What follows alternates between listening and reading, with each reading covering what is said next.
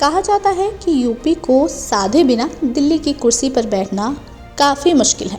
आज़ादी के बाद से ही अब तक यूपी ने 9 प्रधानमंत्री दिए, जिनमें 17 लोकसभा चुनाव में 15 बार प्रधानमंत्री यहीं से बने। इंदिरा गांधी 4 बार देश की प्रधानमंत्री रह चुकी हैं। आइए जानते हैं कि केंद्र में यूपी के महत्वपूर्ण योगदान के बारे में। बात की जाए साल 51-52 की, जब देश में आम चुनाव की प्रक्रिया शुरू हुई थी, उस वक्त यूपी में 86 लोकसभा सीटें थीं। यानी कि पहले चुनाव में ही नेहरू के नेतृत्व में यहाँ कांग्रेस ने 81 सीटें जीती।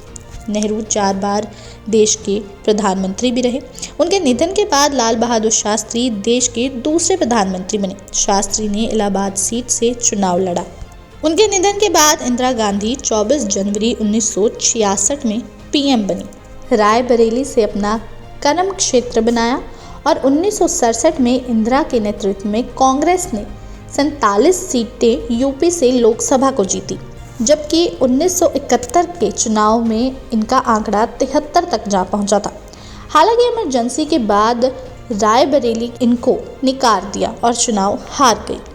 एक बार फिर से इंदिरा गांधी ने सन 1970 में सत्ता में आई और 31 अक्टूबर 1984 उनकी हत्या हो गई, जिसके बाद यूपी से चौधरी चरण सिंह देश के पीएम बने।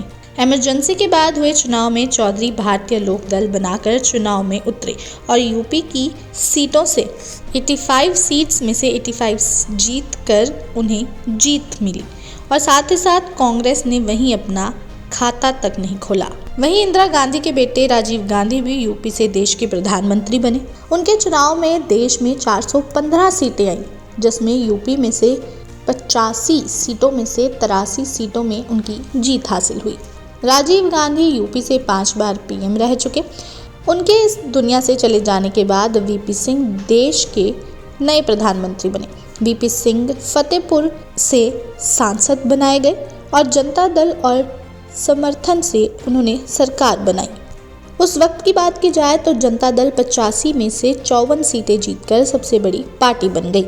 साल 1990 में बलिया के चंद्रशेखर बने। इनके सत्ता में आने के बाद कांग्रेस ने उन पर राजीव गांधी की जासूसी करने का आरोप लगाया और उसके समर्थन वापस ले लिया गया, जिसके बाद उन्होंने इस्तीफा देना पड़ा। अब यूपी में अटल बिहारी वाजपेयी के नाम से भी जाना जाता है, यानी कि वो भी प्रधानमंत्री रहे। 16 मई 1996 को पहली बार वह पीएम बने। बीजेपी ने इस बार 85 में से 52 सीटें जीती थी। वैसे पहली बार ऐसा कभी भी नहीं हुआ कि बीजेपी ने यूपी में से इससे पहले कभी सीटें मिली हों। इसके बाद देश के नए पीएम बने नरेंद्र मोदी। यूपी की वाराणसी सीट को अपनी कर्मभूमि बनाया। 2014 आम चुनाव में यूपी में भाजपा ने अब तक की सर्वाधिक 85 में से 72 सीटें जीती और साल 77 में इतिहास में ये दूसरा मौका था जब यूपी में किसी सिंगल पार्टी को इतनी सीटें मिली हों।